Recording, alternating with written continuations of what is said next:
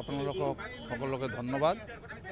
আজি গোটেই বিশ্বতে আজি বিশ্ব পৰিৱেশ দিৱস পালন হৈ আছে। বিশ্বৰ প্ৰতি যি ভাবুকি নামি আহিছে পৰিৱেশ দূষণৰ বাবে, সেইটো আমি মৰ্মে মৰ্মে উপলব্ধ কৰোঁ। এইটো যাতে পৰিৱেশ দূষণৰ পৰা আমি ৰক্ষা পাওঁ, আজি দীৰ্ঘদিন হ'ল ভাৰতবৰ্ষতো এইটো সজাগতা কৰাৰ এটা প্ৰচেষ্টা চলি আছে। আজি বঙাইগাঁও জিলা প্ৰশাসন তথা বঙাইগাঁও মিউনিচিপালিটিৰ তৰফৰ পৰাও আমি বিভিন্ন কাৰ্যসূচী হাতত লৈছোঁ। এইটোৰ অংগ হিচাপে আজি ৰাতিপুৱাৰ পৰাই বৃক্ষৰোপণ বঙাইগাঁও মিউনিচিপালিটিতো কৰিছোঁ আমি, আৰু ইয়াতে আমাৰ ফৰেষ্ট ডিপাৰ্টমেণ্ট তথা জিলা প্ৰশাসনৰ পৰাও বিভিন্ন ঠাইত গছ পুলি ৰোপণ কৰা হৈ আছে।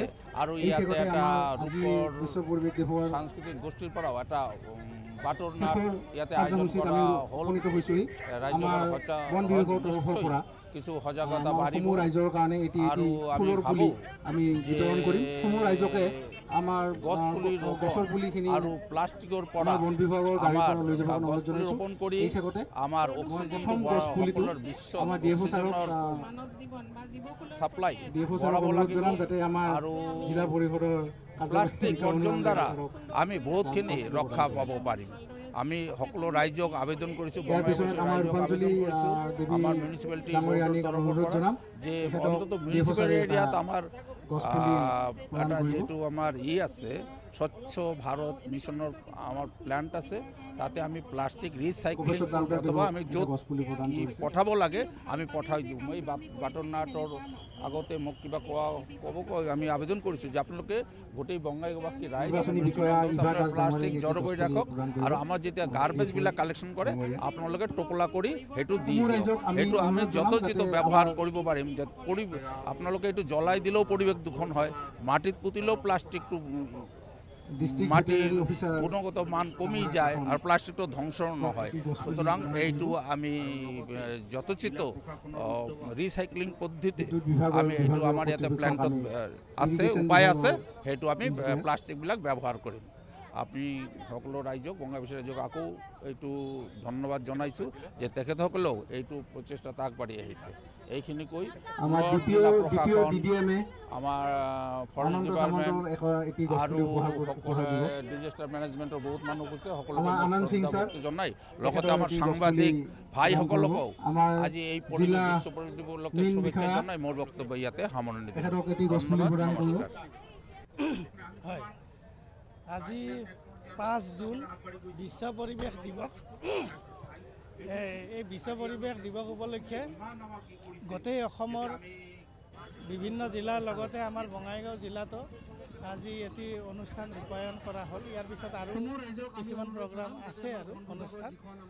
এই অনুষ্ঠানৰ লগত সংগতি ৰাখি আমাৰ ৰাইজৰ মাজত এখন সজাগতা সভা, লগতে এখন বাটৰ নাট, নদীৰ অসুখ, এই নদীৰ অসুখ নামৰ বাটৰ নাট এখন আমাৰ পৰিৱেশন কৰা হ'ল।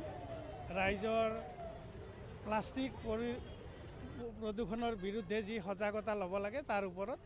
গতিকে আমি ভাবিছোঁ যে ইয়াৰ দ্বাৰা ৰাইজ অলপ হ'লেও সজাগ হ'ব আৰু প্লাষ্টিক প্ৰদূষণ নোহোৱা কৰাৰ ক্ষেত্ৰত আটাইয়ে নিশ্চয় সহযোগ কৰিব, সেইটোৱে আশা কৰিছোঁ। ধন্যবাদ। আজি 5 জুন আজি আমাৰ বঙাইগাঁও জিলাৰ প্ৰশাসন তথা বিভিন্ন বিভাগীয় কৰ্তৃপক্ষৰ লগে বিভাগৰ চবেই আমি মিলি পেলাই আমি বিশ্ব পৰিৱেশ দিৱস পালন কৰিলোঁ। ইয়াত বিশ্ব পৰিৱেশ দিৱস পালন কৰাত আমি বিভিন্ন বক্তাই আমি ইচ্ছা কৰিছোঁ যে যিখিনি আমাৰ বক্তৃতাৰে আমাৰ পৰিৱেশ সজাগতা সৃষ্টি কৰিব আমি ট্ৰাই কৰিছোঁ। লগতে আমি ইয়াতে বাটৰ নাট এখন পৰিৱেশন কৰি পেলাই এইবাৰৰ যদি বিষয়বস্তু প্লাষ্টিক প্ৰদূষণ আমি ৰোধ কৰিবলৈ তাৰ বিষয়ত বাটৰ নাটখন পৰিৱেশন কৰি পেলাই আমি ৰাইজৰ মাজত সজাগতা সৃষ্টিৰ কাৰণে আমি ট্ৰাই কৰিছোঁ। ধন্যবাদ। আজি 5 জুন আজি আমাৰ বঙাইগাঁও জিলাৰ প্ৰশাসন তথা বিভিন্ন বিভাগীয় কৰ্তৃপক্ষৰ লগে বিভাগৰ চবেই আমি মিলি পেলাই আমি বিশ্ব পৰিৱেশ দিৱস পালন কৰিলোঁ। ইয়াত বিশ্ব পৰিৱেশ দিৱস পালন কৰাত আমি বিভিন্ন বক্তাই আমি ইচ্ছা কৰিছোঁ যে যিখিনি আমাৰ বক্তৃতাৰে আমাৰ পৰিৱেশ সজাগতা